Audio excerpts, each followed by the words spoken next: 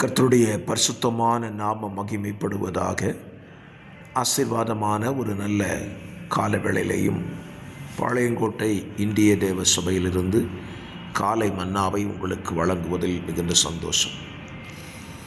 இந்த நாள் இந்த வருடத்தினுடைய 8 மாதங்களை முடிவடைகிற நாள், 31ஆம் தேதி ஆகஸ்ட் மாதம். இந்த நாள் கர்த்தரை ஆராதிக்கிற ஒரு பரிசுத்த நாள்.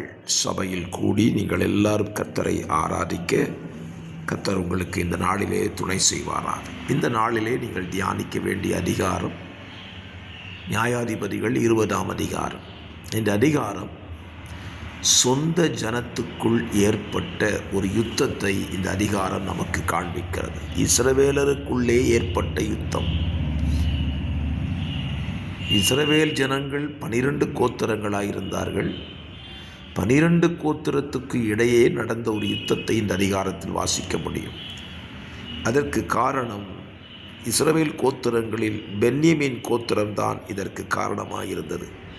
காரணம், பென்யமீன் கோத்திரத்திலே இருந்த சில துன்மார்க்க மனிதர்கள் தவறான ஒரு வாழ்க்கை அவர்கள் வாழக்கூடியவர்களாயிருந்தார்கள். தேவன் அவர்களுக்கு கொடுத்த எந்த பிரமாணத்தையும் அவர்கள் கடைபிடித்ததாக தெரியவில்லை. அவர்கள் செய்த மதிகேடான ஒரு காரியத்தின் நிமித்தம் மற்ற கோத்திரத்தார் பென்யமீனுக்கு விரோதமாய் எழும்பி யுத்தங்களை செய்கிறார்கள். அந்த யுத்தத்திலே மிகப்பெரிய சங்காரம் நடைபெற்று விடுகிறது. இஸ்ரவேல் கோத்திரங்களிலும் மரணம் சம்பவிக்கிறது. பென்யமீன் கோத்திரம் அழிந்து போகக்கூடிய ஒரு சூழ்நிலையே உருவாயிற்று. இந்த காலவெளியில் நம்முடைய தியானம் என்ன?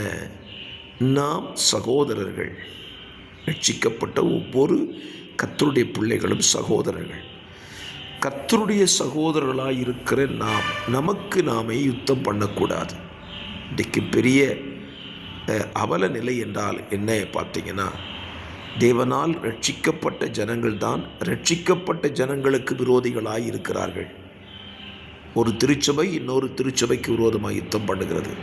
ஒரு திருச்சபையின் போதகர் இன்னொரு திருச்சபைக்கு விரோதமாய் கிரியை நடப்பிக்கிறார். இது எத்தனை வேதனைக்கான சம்பவம் பாருங்கள். இஸ்ரவேல் புத்தருடைய வாழ்க்கையில் நடந்தது தானே இன்றைக்கும் நடைபெறுகிறது. ஆகவே இந்த காலநிலை சொல்லுகிறேன், நாம் சகோதரர்கள்.